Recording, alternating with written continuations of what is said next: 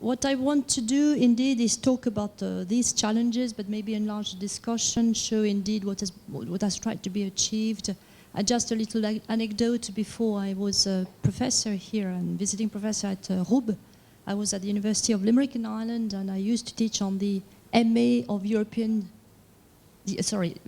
MA, which had different components, European integration, and I was teaching the economics of European integration. And a colleague said to me, well, what's the module you're teaching? Economics of European integration. Well, all you have to do is change the title into the economics of European disintegration. That's 10 years ago, right? 10 years before Brexit, basically. This is to say that the process of economic integration, globalization is not a linear process as history would reveal, right? And we have seen that actually if we look at data, and trade is an important indicator which allows us to measure the intensity of integration. Asian countries in particular were more integrated with the Western countries in the 19th century, for example. Right. Yes, so just to focus the discussion on a few points here, I will go back to what the communiqué of the G20 in September 2016 was trying to put forward. As I understand it, from my viewpoint, the G20 was meant to accommodate the shift of economic power into a new region of the world, the emerging markets, and in particular, Asia. So this was a shift towards, again, historically, we have had many shifts here, and again, we have to deal with that and manage this shift. This was interesting because it's a shift away from, indeed, the Bretton Woods institutions that we had been creating after the moment of the Second World War, 1944, and after the Second World War. All this under the aegis of the USA and the UK, right, as the two main economic actors. So this G20 to me was a chance, right, and indeed this is in part, it might explain why it has been difficult to, in a small time frame, to arrive at some definite conclusions.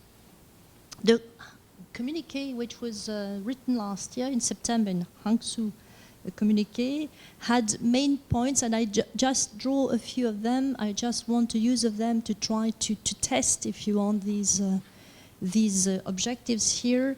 The vision that the communiqué had was to, first of all, increase the growth agenda of the G20, right? Yes, and we'll try we'll see with a few figures how this has been going on. To promote economic integration with a synergy between fiscal and industrial policies. I just want to note that the notion of industrial policy came back to fashion in our economies, I mean the European Union, right? And thanks to the crisis in some ways, so crises have something, do bring some benefits to us. And if we were if I was personally talking about industrial policy 10 years back, people would have said, passé, no need for that. We talk about, okay, technological collaboration in the EU. Here we have indeed a kind of a revival in industrial policies. That's interesting. With the communiqué talks as well about the better coherence between the labor and economic and social spheres. Yeah, all right. Then another point is to strengthen the world trading system dimension with a more open world economic system. And here it's not only G20 and East Asia, it's also by including other countries and by including such as African countries and including the energy dimension. In particular, what needs to be done is the maximization, as I would say, the chances that are represented by the new industrial revolutions here. Here comes back this notion of industrial revolution accompanying in some ways the technological change that we see, and I know there's a lot of work done in this country on the concept of Industrie 4.0, much more than in other places here. And this would imply that we have indeed, we can see in the making new industrial technological hubs with the new technologies. And what is interesting as well is the repatriation of capital from China into our countries. In a sense, right, the kind of economy that's economists, some of us were trying to think about 30 years back, an economy or an industry which is highly automated, right, didn't happen 30 years back because of the chances which are represented by cheap labor in Asia and in China in particular. So I would argue here on the industrial economic front that what is happening today with Industrie 4.0, this new industrial revolution, is actually something that could have happened 30 years ago had China not been opening up, right? Might be a bit provocative thought, but we can talk about it. So here again, the necessity to have an all-integrated networked economic development, including the African economies. Sorry, excuse me. Then the necessity to strengthen global and financial governance. Actually, I put the industry first, but we know that everything is dictated by finance. And it's the next session, right? I think it's going to be the most important session, because this is, with the financialization of our economies, of course, we have to deal first with finance. Financial governance, of course, was one of the big aspirations of the G20, and when the ex-president of France, Hollande, came into power in 2012, he had this big, large vision of trying to redress all the misconduct of the financial institutions. And he had good ideas, I think, personally, but of course that was a lot of these ideas, some of them were gave way to some policies, right? Which were elaborated in the framework of the OECD, but a lot of these ideas had to be put into a drawer, right, and had to be forgotten about. So stabilization of the global financial architecture is still very much a project that we have to tackle, a huge project, in particular with the necessity to have a fair and modern tax system and a fight against corruption. Another important dimension here, the importance of trade, international trade, in direct investments. This is foreign direct investment here. And of course, all this, and this has been mentioned by my predecessor, would indeed try to resist, or oppose even, the rise of protectionism.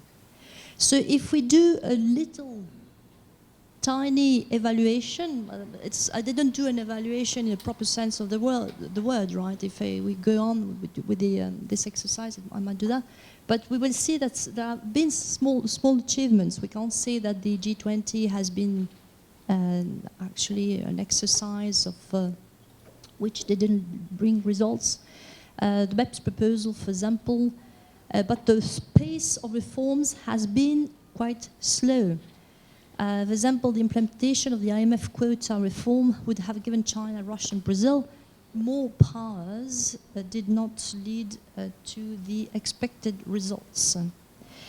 So this is 2008, 9, 10, and now we are a few years after that, 2017. It's a long time after, in a sense.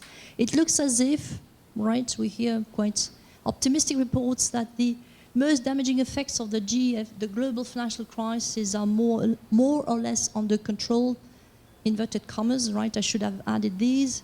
And it seems that the momentum for action at this level of talk, has a bit slowed down as well. And indeed, I think we today have even greater challenges than ever, because of the, first I grouped them into two, and then I'll talk about these challenges. The weakening of the West, right? Somebody said this morning, well, there's no problem with the shift of power going to another place because we've been used to having it in Europe for such a long time, right? But it's, right, the economic weakening of the West in terms of growth rates, slow growth in the euro area. And actually, if you look at the growth rates of the euro area, they are not really very well performing at a very high level, actually lower than the EU 27 or even 28 case, right? And also all this, so there's an inability in our countries to try to stimulate growth. There's an inability in the policies of Brussels, EU 28-1 now, in the policies of Brussels to put in place the expected growth results. And at the same time, we have what we see an increasing assertiveness from the part of other countries, the emerging countries, in particular Asian countries and China, of course, which is, and in the case of China, will show very well that China has been benefiting from the global financial crisis. The GFC has provided opportunities to China, Chinese firms in particular. Right, and the other aspect, which I want to develop a bit later, is the not only do we have small growth, and when we try to do it at the level of 28 countries here, but we have what we call we can call an increasing retrenchment. Protectionism, I think the few graphs by Professor Park showed this very well, right? And I'll give a few more examples.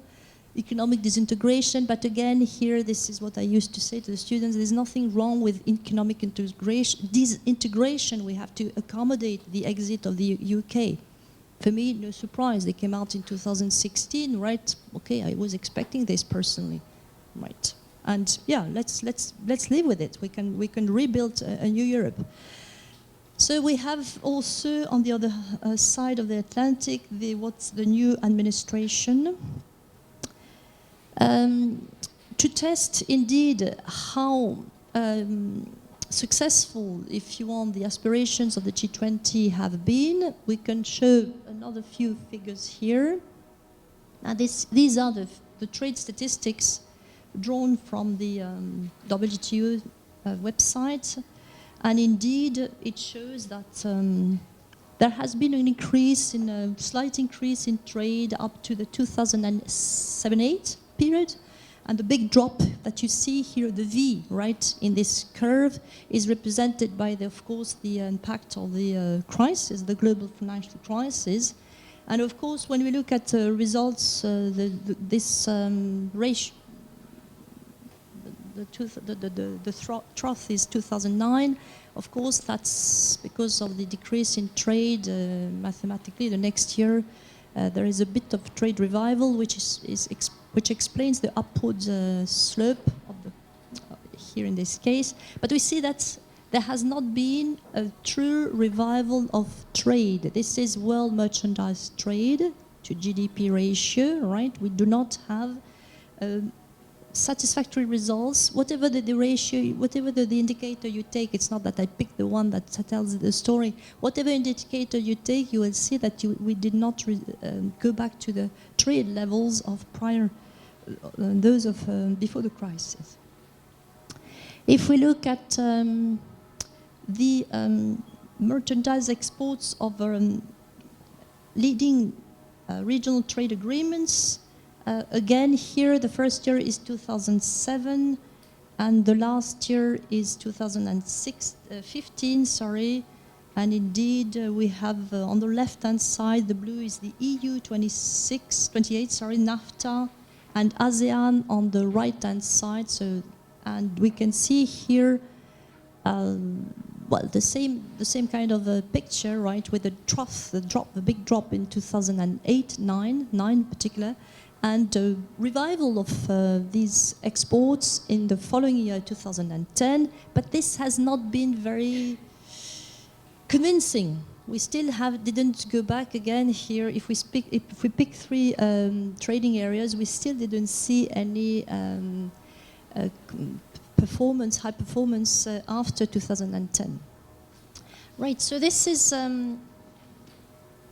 to show, and again, I will stop my stats here. Of course, integration, economists would define it by, first of all, trade flows and investment flows, direct investment flows. I leave aside the financial flows because this is going to be the topic of next session. But if we look at, again, the global financial, foreign direct investment inflows by groups of economies, and this is from the World Investment Report, if I'm not mistaken, we will see again that there has been an increase up to 2007 and 8, a decrease, and the projections don't, after 2016, do not really show a great appreciation of these flows. Right, so great aspiration from the G20, but it doesn't seem that the economic facts, whatever variables we take, do lead us to conclude that there has been, if you want, a coherence between the two, right? Aspiration on one side, and results show that actually aspiration might have been a bit too optimistic. Right. The current economic challenges, some of these have been mentioned earlier on, so I'm just going to go fast. The fact that a lot is happening in the Asian region. It's very different from the 1997 crisis, when the Japanese had this idea of creating an Asian monetary fund, right? And when they were told that it was a bad idea. So here the examples of new institutionalization have been given. The OBOR has been mentioned, but we can say also that the Go Global strategy of China has been given an impetus with the crisis. That the internationalization of the renminbi has also been given an impetus with the crisis. So the crisis as an opportunity. Right, the new financial regional institutions were mentioned before. But it might be, I don't know, this is result of the analysis, that there was going to be a constitution of two blocks of economic influence in Asia. The first one led by China, and the other one led by others. Japan with the help of the US. And of course, we see in our case what we can call the increasing retrenchment, as I have mentioned, Brexit. I don't know what happened there, but the US administration, the new tariffs on steel, right, and this is an old story in a sense, because we have had several trade wars between the EU and the US. Indeed, yes, but again, this is not something totally new in the sense of Trump bringing this new protectionist stance. If we go back to some of the Obama policies, post-crisis, we will see that some policies were aimed at trying to repatriate American investment back into the States, right? So we can talk about a bit of protectionism at that stage. Right, the TPP was called into question. But on the China side, this is the case of the US, right? The case of the West. But in China, right, we read that the party is having a tighter grip on state-owned enterprises. It has greater powers in the party cells have greater powers in these companies. So the question is, are we going back to the pre-reform times, right? Which is something that needs to be looked at.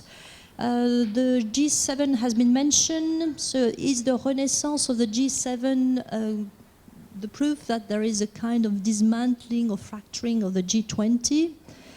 And this has been mentioned, the last point, that we have a multilateral framework embodied by the G20, which is quite weak in the sense that we don't have a strong institutional base, and this it's no treaty, it's not a treaty, and therefore whatever is agreed, communiques and so on and so forth, are implemented, perhaps yes, perhaps no.